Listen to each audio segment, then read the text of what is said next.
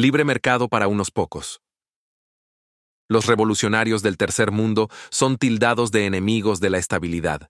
Estabilidad es una palabra clave para una sociedad en la que los privilegios están firmemente arraigados.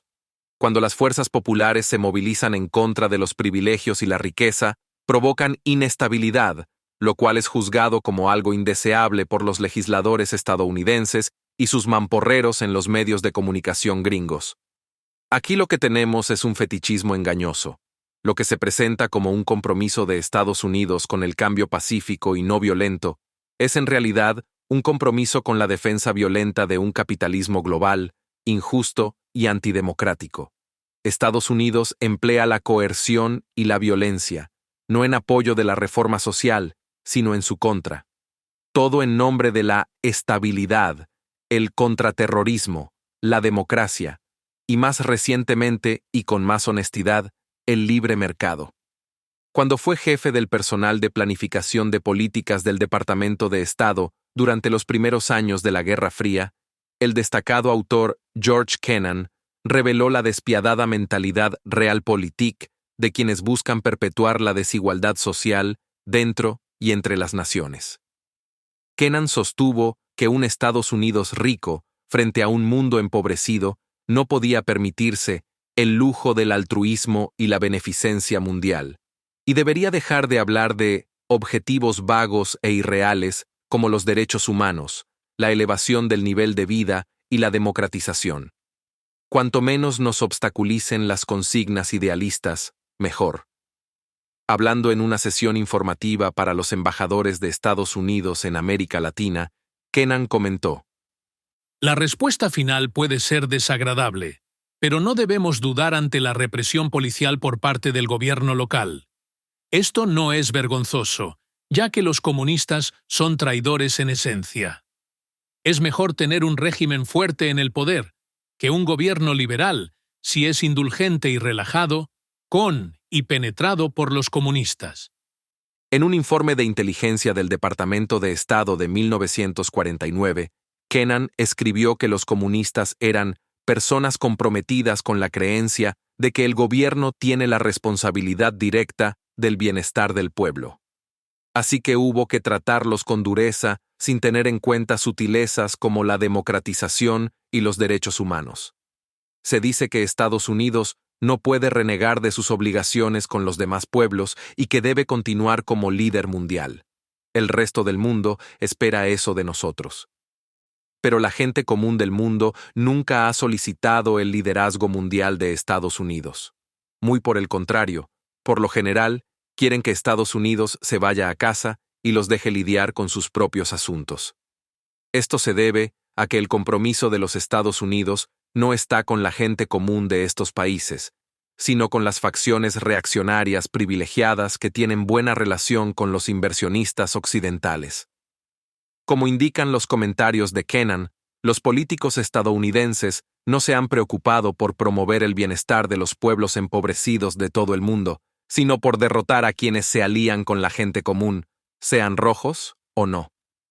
Incluso con todos sus graves defectos, no representan los gobernantes del tercer mundo, apoyados por Estados Unidos, algo mejor que la tiranía que podrían traer los comunistas y los revolucionarios totalitarios?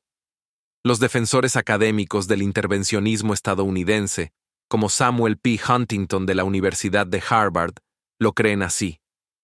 Por muy malo que sea un mal determinado, uno peor siempre es posible, y a menudo, probable, concluye Huntington, y defiende como males menores a los regímenes asesinos en Chile bajo Pinochet y Sudáfrica bajo el apartheid. Podríamos recordar la distinción de Jeane Kirkpatrick entre gobiernos autoritarios de derecha benignos, que supuestamente no son tan brutales y permiten cambios graduales, y horribles gobiernos totalitarios de izquierda que reprimen a todos. La distinción real es que el gobierno de derecha mantiene los privilegios, el orden existente del libre mercado, manteniendo el mundo seguro para las jerarquías empoderadas y las clases ricas del mundo. En contraste, los totalitarios de izquierda quieren abolir las relaciones de propiedad explotadoras y crear un sistema económico más igualitario. Su preferencia por los que no tienen, sobre los que tienen, es lo que los hace tan despreciables a los ojos de la élite. Los líderes estadounidenses afirman estar ofendidos por ciertas características de los gobiernos revolucionarios, como el gobierno de un solo partido y la implementación coercitiva del cambio revolucionario. Pero la autocracia de un solo partido es aceptable si el gobierno es derechista, es decir, amigable con la inversión corporativa privada. Como ha pasado en Turquía, Zaire, Guatemala, Indonesia y docenas de otros países, incluidos incluso países comunistas que se están deslizando por el camino del libre mercado, como China. Podríamos recordar ese momento inolvidable cuando el presidente George Bush, cuyas invasiones de Panamá e Irak trajeron muerte y destrucción a esas naciones, y presidió al imperio militar estadounidense, que es el mayor proveedor de violencia en el mundo.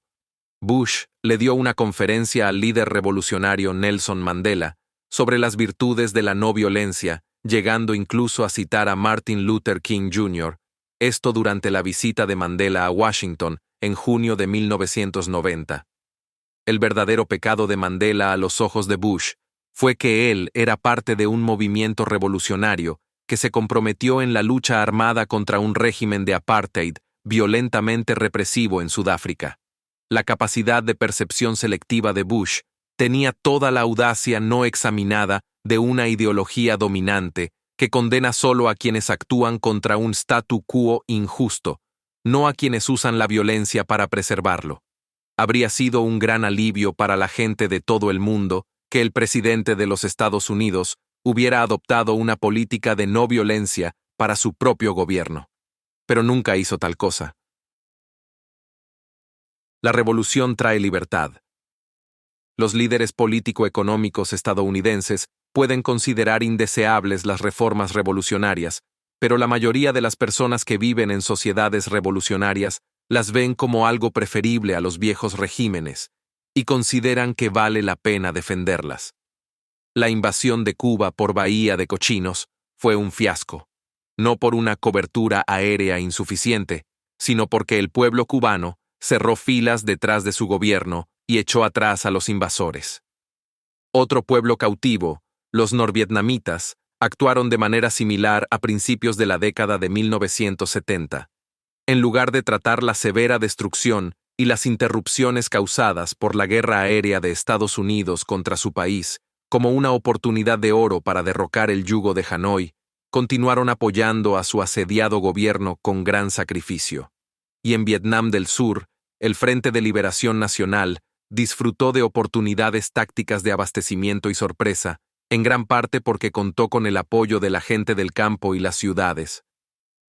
Durante la era de Vietnam, las explicaciones de por qué la gente se puso del lado de los comunistas revolucionarios provinieron de fuentes inesperadas. El embajador de los Estados Unidos, Henry Cabot Lodge, admitió: las únicas personas que han estado haciendo algo por el desposeído, para levantarlo, han sido los comunistas. James Reston, un columnista propagador del discurso oficial, escribió con sorprendente franqueza y de forma similar. Incluso el primer ministro Key, que era el dictador de Vietnam del Sur patrocinado por Estados Unidos, le dijo hoy a este reportero que los comunistas estaban más cerca de los anhelos de la gente por la justicia y una vida independiente que su propio gobierno. Lo que Lodge y Reston no dijeron fue que el desposeído y los anhelos de la gente por la justicia social eran precisamente las cosas que los líderes estadounidenses estaban empeñados en suprimir. Algunas personas concluyen que cualquiera que diga algo positivo sobre las revoluciones unipartidistas de izquierda debe albergar sentimientos antidemocráticos o estalinistas. Pero aplaudir las revoluciones sociales no es oponerse a la libertad política. En la medida en que los gobiernos revolucionarios construyen alternativas sustantivas para su pueblo, aumentan las posibilidades y la libertad humana. No existe tal cosa como la libertad en abstracto.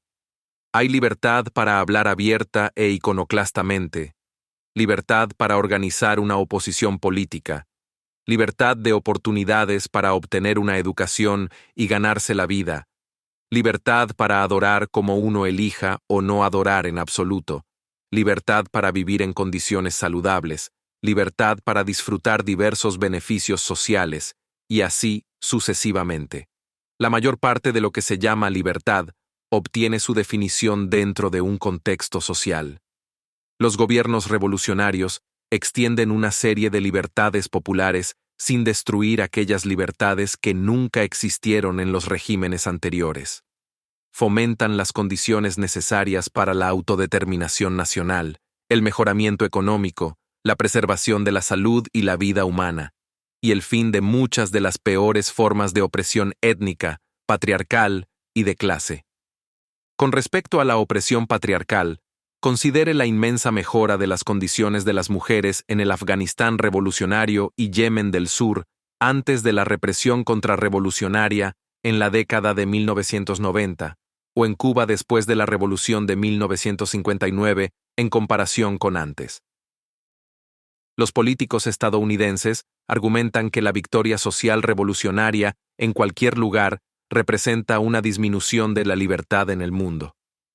Tal afirmación es falsa. La Revolución China no aplastó la democracia. No había nadie que no estuviese aplastado por ese régimen opresivamente feudal. La Revolución Cubana no destruyó la libertad. Destruyó un odioso estado policial patrocinado por Estados Unidos. La Revolución Argelina no abolió las libertades nacionales. En realidad, escasearon bajo el colonialismo francés. Los revolucionarios vietnamitas no abrogaron los derechos individuales. Tales derechos no estaban disponibles bajo los gobiernos títeres apoyados por Estados Unidos de Bao Dai, Diem y Qui. Por supuesto, las revoluciones limitan las libertades de la clase propietaria corporativa y otros intereses privilegiados. La libertad de invertir de forma privada sin tener en cuenta los costos humanos y ambientales. La libertad de vivir en una opulencia obscena mientras se paga salarios de miseria a los trabajadores. La libertad de tratar al Estado como una agencia privada al servicio de una camarilla privilegiada. La libertad de emplear mano de obra infantil y prostitución infantil. La libertad de tratar a las mujeres como bienes muebles, etc. Hoy, nadie en los círculos políticos estadounidenses se preocupa por la opresión político-económica sufrida en docenas de estados clientelares de derecha. Su deseo manifiesto de llevar la democracia política occidental a las naciones que han tenido revoluciones rara vez se extiende a las autocracias de libre mercado, y los movimientos hacia la democracia política que ocasionalmente se realizan a regañadientes en estas autocracias se producen solo a través de la presión y la rebelión popular, y solo con el entendimiento tácito de que el gobierno democrático no afectará sustancialmente los intereses de la clase acaudalada.